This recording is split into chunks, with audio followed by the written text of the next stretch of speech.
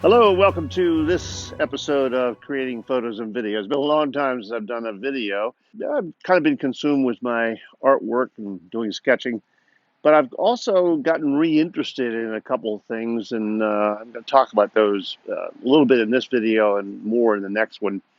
But what I'm using right now is a Pivo smartphone mount, which sits on top of the tripod and will move as I move because I have it tracking my body. So I see this as being, is back a couple of years ago when I was trying the same thing.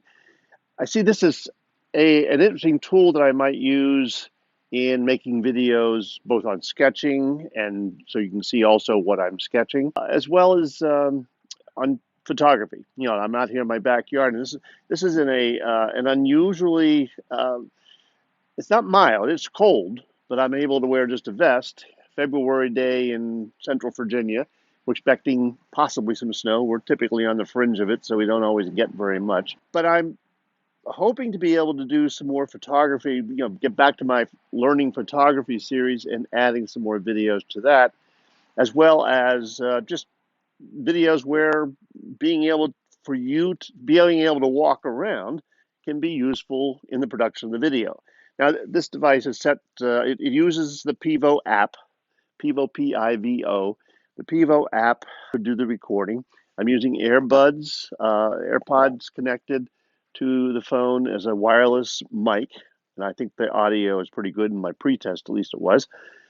But the app gives you lots of features, way more than I will ever use. And as I've listened to in some reviews, if you're really a creative kind of filmmaker, then there's a lot in this device and app that will let you create very creative videos. But one of the settings right now I have is tracking my body. So when you track your head, if you turn your head, then it won't really follow you, but it should be following me now because it's tracking my body. And indeed it is. But so tracking the body or some object that's going to move is probably the preferable setting. The settings allow you to tell it to it's on AI tracking, and it's supposed to zoom in and out. So as I go back further away, you can see I'm probably back 30 feet now.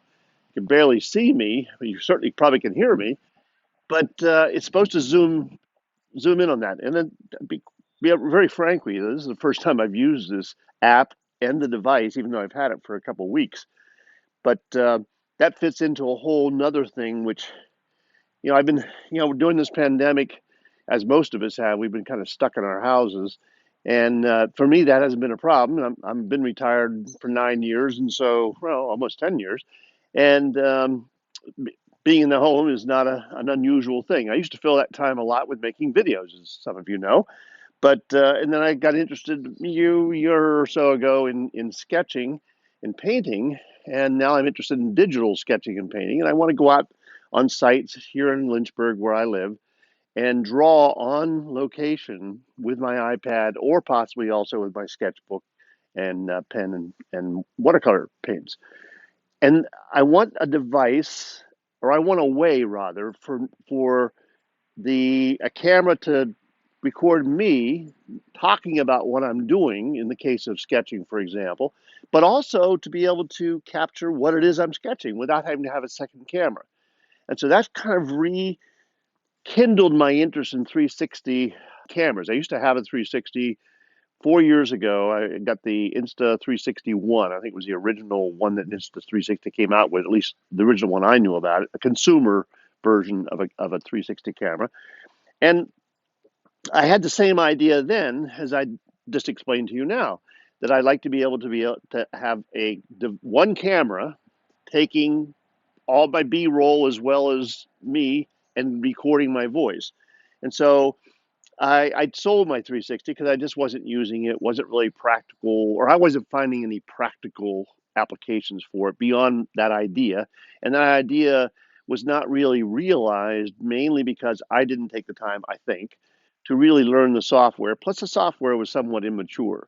So looking at it again recently, I figured, okay, well, there's got to be newer versions of the cameras, and there are. The Insta360 ONE X2 is the one I'm looking at.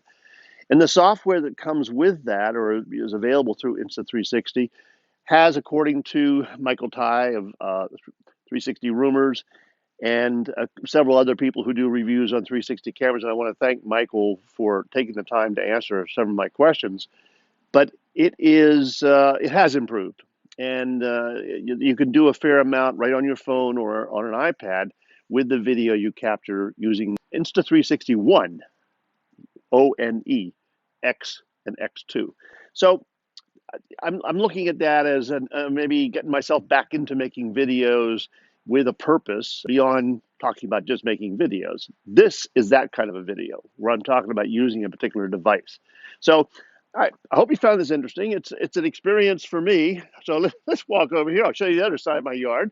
Our Leland cypress are growing nicely to create a wall between us and our neighbors, a friendly wall.